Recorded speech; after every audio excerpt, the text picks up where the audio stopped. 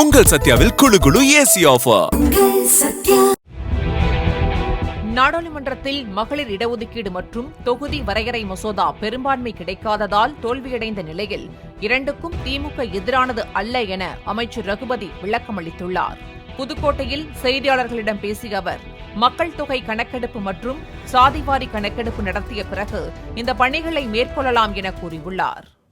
இன்றைக்கு மக்கள் தொகை கணக்கெடுப்பு எடுக்கப் போகிறோம் என்று சொல்கிறார்களே தவிர அதற்கான நடவடிக்கைகளை எடுக்காமல் தொகுதி மறுவரை தொகுதி சீரமைப்பு என்கின்ற பெயரிலே மகளிர் மசோதாவை இடையிலே புகுத்தி அதன் மூலமாக எதிர்க்கட்சிகளுக்கு ஏதாவது கெட்ட பெயரை வாங்கி தந்துவிட முடியுமா என்று ஒரு தப்பு கணக்கை இன்றைக்கு பாரதிய ஜனதா கட்சி போட்டிருக்கிறது.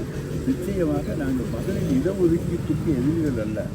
ஆனால் 3/4 மகளிருக்கு கொடுப்பதிலே திராவிட முன்னேற்ற கழகம் எந்த கட்சிக்கு எந்த விதமான ஆட்சேபனையும் இல்லை. அதை ஒழுங்காக கணக்கெடுப்பு நடத்தி கொடுங்கள் என்றுதான் கேட்கிறோம். உங்கள் சத்யாவில் குளு குளு ஏசி ஆஃபர்.